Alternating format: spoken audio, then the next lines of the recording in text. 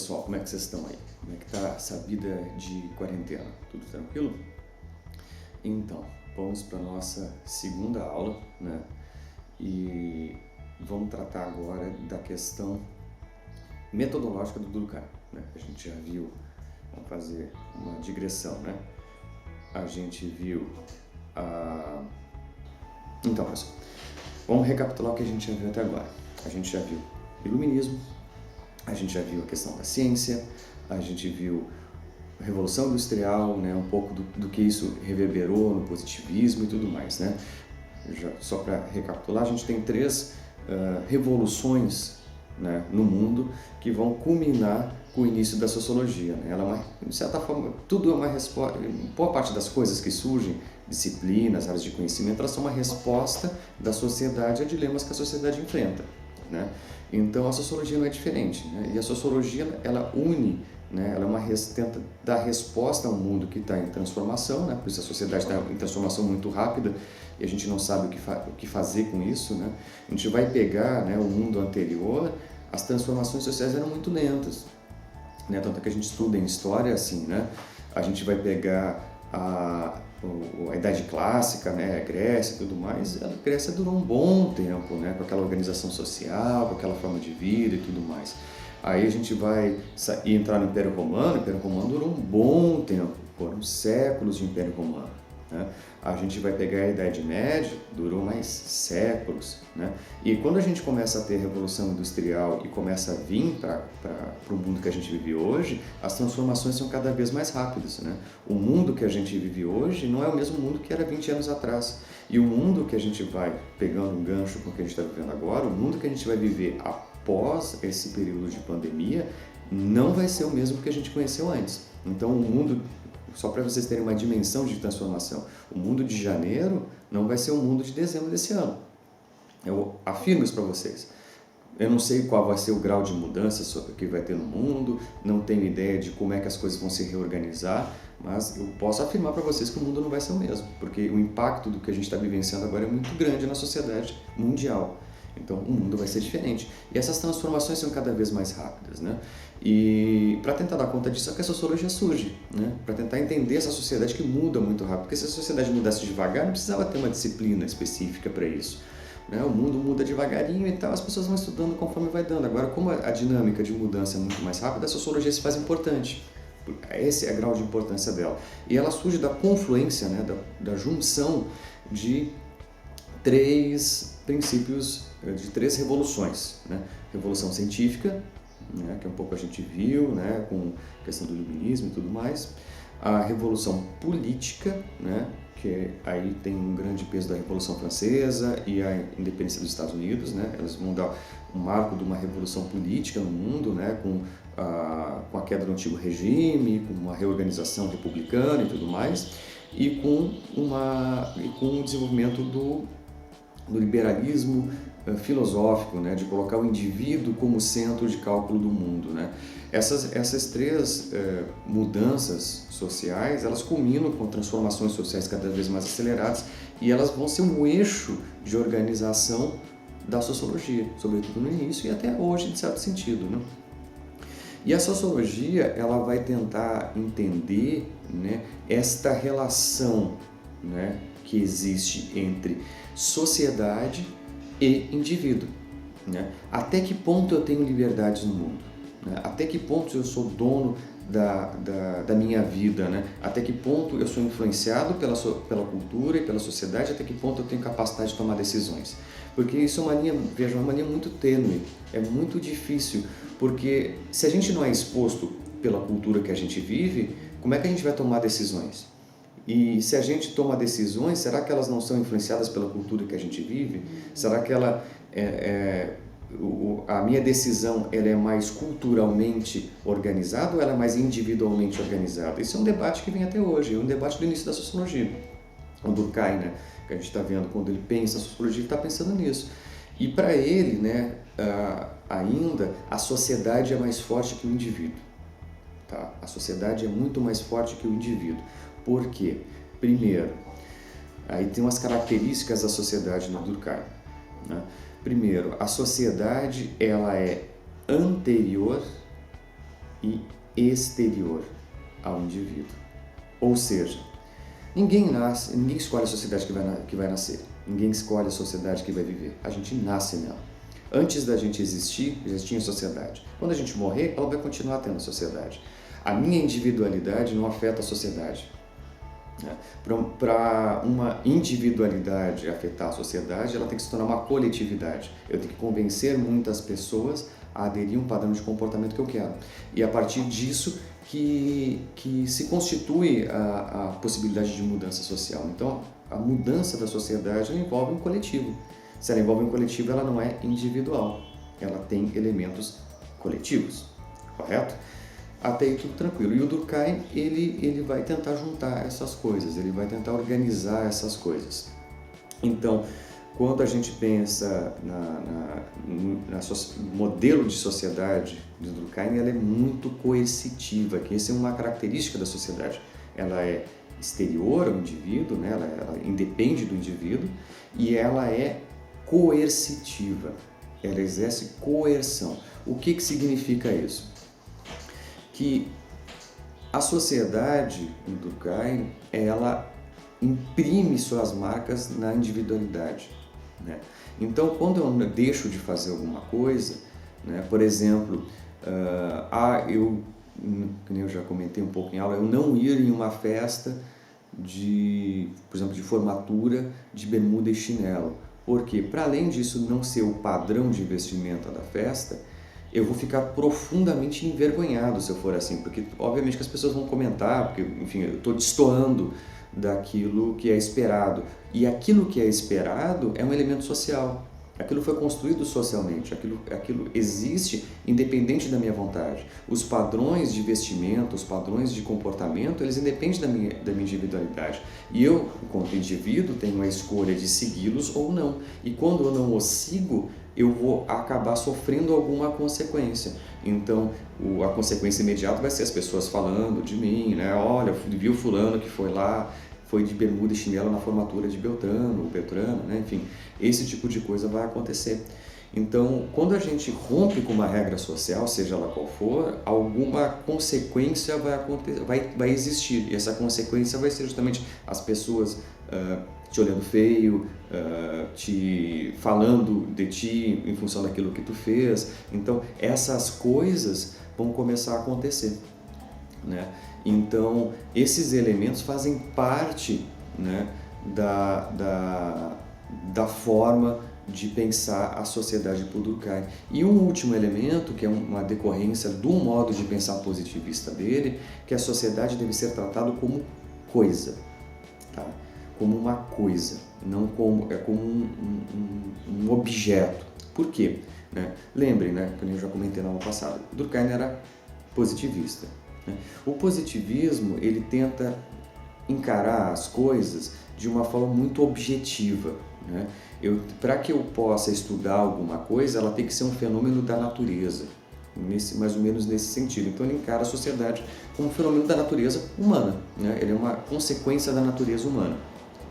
Enquanto consequência da natureza humana, né, como uma consequência da atividade humana, a sociedade precisa ser estudada como tal, né? E para estudar ela como tal, ela tem que ser tratada como uma coisa, né? Como um objeto externo, como um treco, como uma coisa, como um objeto mesmo. E para tratando como objeto, né, eu posso analisar ela de forma minuciosa, né? Então eu posso separar, analisar as partículas, ver as composições, entender como é que ela funciona. Eu não vou tratar ela a partir da individualidade, eu não vou tratar a partir da subjetividade, eu vou tratar a partir da generalidade, né? Daquilo que é genérico, daquilo que é comum, né? Isso que a sociologia trata, eu não trato da subjetividade individual, né? Claro que isso acaba tendo uma mudança, sobretudo no século XX, no final do século XX, início do século XXI. Hoje não se encara mais a sociologia assim, né? A sociologia hoje inclui a subjetividade, tanto é que tem sociologia das emoções, tem sociologia do gosto, sociologia da moda, enfim, que tratam, em certo sentido, da coletividade e da individualidade, também da subjetividade humana. A gente está num outro momento da sociologia. Mas nessa sociologia que surge, ela trata de questões gerais, que é muito importante.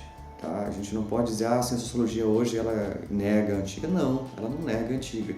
Essa sociologia geral é importante. Quando a gente vai analisar fenômenos de larga proporção, eles são fenômenos que fogem da individualidade e por isso são fenômenos sociais, né? E muitas vezes analisá-los a partir de categorias gerais permite com que se tomem posições mais organizadas para pensar até políticas públicas e tudo mais. Então, por exemplo, um fenômeno social terrível brasileiro é a questão da violência doméstica, né? O feminicídio, a violência doméstica é um fenômeno cultural brasileiro terrível, né? A gente tem inúmeros casos no Brasil de violência doméstica, inúmeros, né?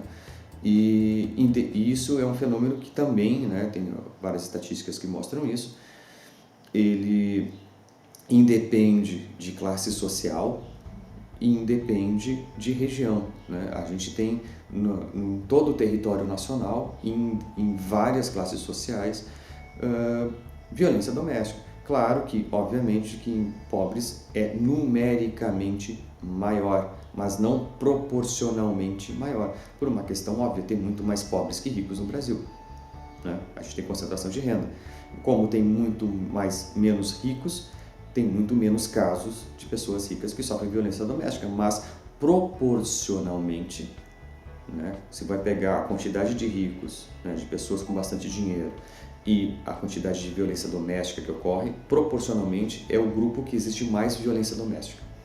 Tem alguns estudos, se eu não me engano, da Débora Diniz, que mostra isso, né? Se vocês pesquisarem, ela é uma pesquisadora que trabalha sobre questões feministas, se eu não me engano, é ela ou alguém da equipe dela que fez uma pesquisa sobre isso, né? Traçando as proporções de violência doméstica em relação às classes sociais do Brasil. Tá? E isso existe. Tá? E como é um fenômeno que ocorre em todo o território, que ocorre independente de classe social, ele é um fenômeno social, né? E é analisado como uma coisa, se analisa como violência doméstica. Porque se a gente vai ver o que justifica os gatilhos da violência são variados. A pessoa pode ter ciúme, pode ter isso, aquilo, enfim. Os gatilhos são inúmeros. Mas como isso é um fenômeno recorrente, isso envolve certas concepções de desprezo à mulher, né, de tratar a mulher como coisa, como posse do homem, entende? Tem alguns valores que vão ser comuns a essas pessoas que fazem com que esse fenômeno exista no território nacional. E esses valores comuns é o que a sociologia estuda, sobretudo a sociologia de cunho durkheimiano, né? Ela vai estudar essa generalidade dos fenômenos. Ela não vai tentar entender os gatilhos individuais. Ela vai pegar o que é comum a todos os contextos onde ocorre aquele fenômeno e, a partir disso, pensar em como se resolve aquele problema social, uma vez que aquele fenômeno social é colocado na categoria de problema, né? Durante muito tempo não era um problema, né? Em algumas sociedades não é um problema, né? Em algumas sociedades a violência contra a mulher é naturalizada, porque justamente se tem essa ideia de que o homem é dono da mulher, portanto pode fazer aquilo que ele quiser, né? Algumas sociedades existe isso, né? A nossa não é assim, né? E não sendo assim, encara isso como sendo um problema, né? E a partir disso se cria políticas públicas, né? A gente tem campanhas de televisão, tem N campanhas contra isso. Mesma coisa, bullying, né? E outros fenômenos que acabam ocorrendo, né? Decorrentes de violência, né? Violência em estádios, bullying, enfim, N outras coisas, que são fenômenos que ocorrem em todo o território nacional, que tem algumas características comuns. A gente vê essas características gerais e comuns e tenta trabalhar isso como política pública nacional, né? E aí, claro, né, se deixa para solucionar os problemas de cunho pessoal, individual, subjetivo às pessoas. Então, nada impede, por exemplo, uma pessoa que é muito agressiva, né, se ela em algum momento se dê conta de que ela está aumentando as estatísticas de violência, que ela é um problema, que ela busque né, ela, enfim, através de uma campanha nacional e ela se conscientize daquilo que ela está fazendo, nada impede com que ela busque uma solução individual, que é buscar um psicólogo, buscar um psiquiatra, enfim, buscar um auxílio psicológico para tentar trabalhar os seus gatilhos pessoais para deixar de ser violento, ser menos violento. Nada impede que isso aconteça, né? Isso é totalmente viável e possível. E isso envolve um certo nível de comprometimento, um certo nível de comprometimento individual, né? Que a pessoa se dê conta disso e trabalhe isso. Mas vejam, o papel da política pública é ver o genérico, por isso que ela é pública, ela é geral, né? Então, como eu comentei, a sociologia, né, sobretudo de cunho durkheimiano, ela vai tentar auxiliar o Estado a tomar atitudes mais efetivas. Um dos papéis da sociologia é esse, né? É tentar produzir estudos, produzir pesquisas, né, que façam com que se compreenda fenômenos sociais e o Estado tenha uma atuação mais pontual e precisa, de forma a gastar menos recursos e ter uma maior efetividade em suas políticas públicas, né? E o que é política pública? Qualquer coisa. Porque, vejam, eu vou fazer um cano de esgoto na frente da minha casa. Isso afeta a vida das pessoas. Afeta a vida das pessoas, né? Aí, por exemplo, em países, que nem eu já comentei aqui, né, que nem a Suíça, por exemplo, né, a Suíça, qualquer fenômeno que vá afetar o espaço público é feito um plebiscito. Então, se na minha rua vai passar um cano, é feito um plebiscito com a minha rua, para saber questões básicas, como que dia é mais adequado para fazer aquela obra, qual horário é mais adequado para fazer aquela obra, porque isso afeta a vida das pessoas. Isso, para muito além de um reparo técnico, é um fenômeno social também, né? E saber as prioridades das pessoas também. Então, por exemplo, a prefeitura quer, por exemplo, revitalizar uma região ou quer fazer uma grande obra para melhorar a qualidade de uma região. Como é que ela vai saber o que é melhorar uma região se ela não conversar com a população local? Por mais que a resposta tenha uma série de elementos técnicos, né? Porque, enfim, para fazer uma obra tu vai chamar engenheiros, né? Mas para fazer uma melhora efetiva numa região, tem que saber o que a população está enfrentando de problemas, de dilemas sociais. E a partir disso a prefeitura faz ações pontuais para resolver aqueles dilemas sociais mais imediatos. Então, por exemplo, a pessoa reclama lá que na região está com uma infestação de baratas, ratos e tudo mais. Aí por quê?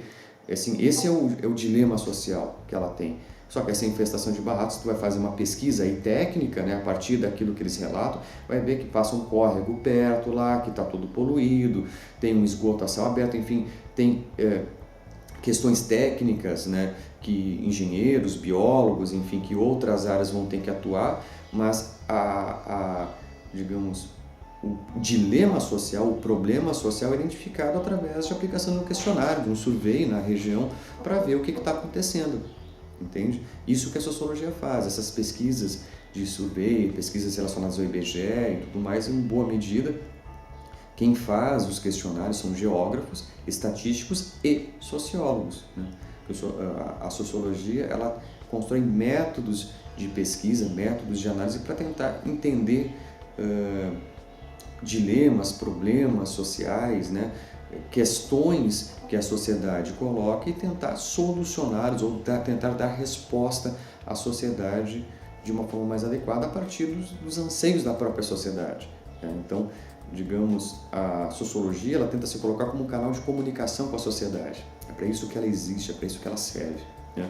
E o Durkheim tinha essa ideia muito clara, né? Ele queria trazer, dentro dessa ideia iluminista, né, de trazer uma certa racionalidade à ação do Estado, né, de forma a solucionar esses dilemas, esses problemas, né, tanto problemas de ordem prática, né, que a sociedade acaba vivendo, como problemas de ordem moral, né?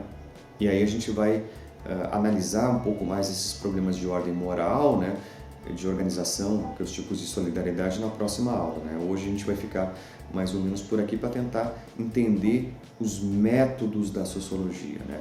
Recapitulando, né?